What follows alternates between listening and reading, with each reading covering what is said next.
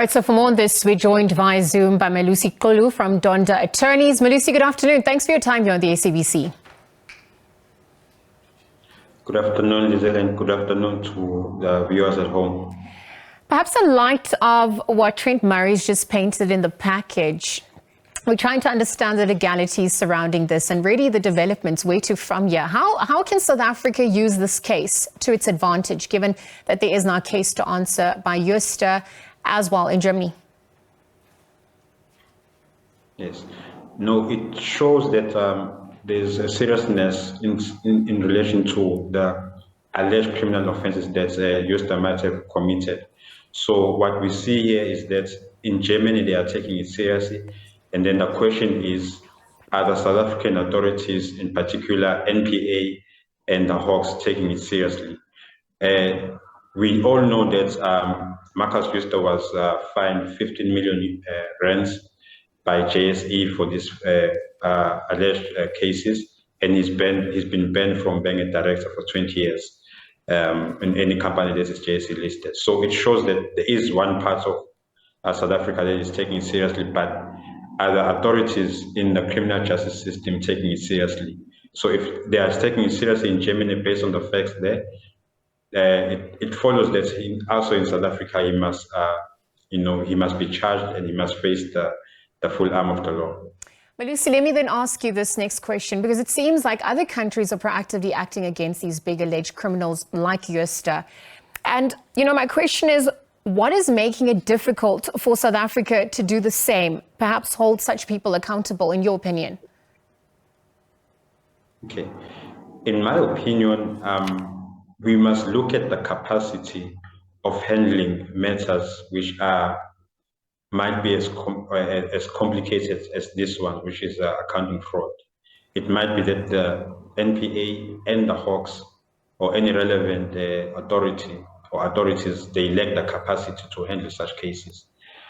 But the other aspect that has been widely reported, which I'm sure you also have been aware of, Steinhoff paid or gave or assisted the NPA and the Hawks, one of the two, with 30 million rands to assist with the investigation.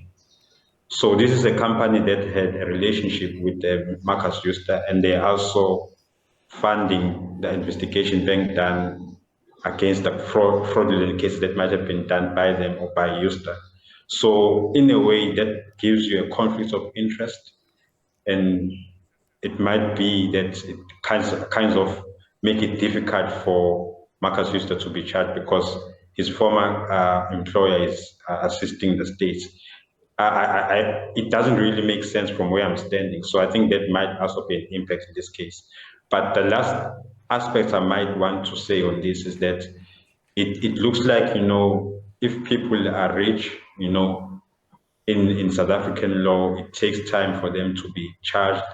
And because they've got access to expensive lawyers that can assist them, it makes it very difficult for the law to apply the way it applies for every other normal citizen. So that should be a concern.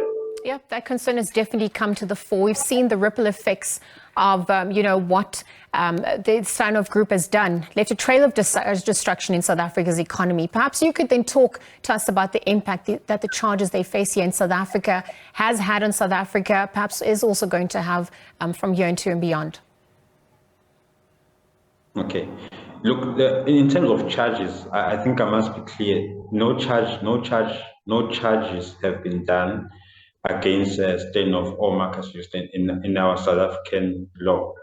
The only thing that has happened, the impact that we've seen, is that his assets, Mr. Jooste, has been attached by the South African Reserve Bank. And when we've seen that there have been civil cases where Steinhoff has made settlement agreements to up to 25 billion to pay the investors or the shareholders that were wrongly done. However, in terms of charges, no charges have been laid against anyone as far as I can read into this case. So for now, nothing has been done, and it's unfortunate because there are strong allegations, and on the face of it, there is a case to answer for Markus Jooste and anybody else involved. All right, Melusi, let me put it to you this way. This is the first criminal charge then against Jooste since Steinhoff's collapse 5 years ago over, the accounting scandal. And I wonder, in the wake of this, are we likely to see another extradition process if South Africa does, in fact, lay charges? Yes. If they do lay charges, firstly, it depends where Mr. Jooste is, which he is in South Africa. So for South Africa, they don't need an extradition agreement. They just have to arrest him from South Africa. But for Germany, though, they might have to apply for an extradition, although there's no bilateral agreement for extradition between Germany and South Africa, but they are part of the European Convention for extradition. So they can use that to arrest him from South Africa. But for South Africa, if he's in South Africa, there's no extradition process that has to happen. They just simply have to know where he is in South Africa. If he's in Cape Town, they arrest him and they charge him, and then the criminal process for him in South Africa will proceed. Melusi, we're just running out of time. Very quickly, now that the arrest warrant has been issued, how long is this process set to unfold for him? Could it be weeks, months? What timelines are we looking here? It will depend on the collaboration between the South African authorities and the German authorities, because the case was set down for 10 days to continue as a trial. So it shows that the German authorities are serious about this case, and how they collaborate with South Africa will assist in getting him faster in Germany. As we saw in the Jooste case, how it took about 2 or 3 days for them to get back from Tanzania. So it depends on the collaboration between the authorities. Melusi, thank you for your time. You're the SABC. Melusi Xulu from Donda Attorneys, weighing in at the back of news emerging, where we heard German prosecutors want Steinhoff CEO Markus Jooste to be arrested for failing to appear in court yesterday.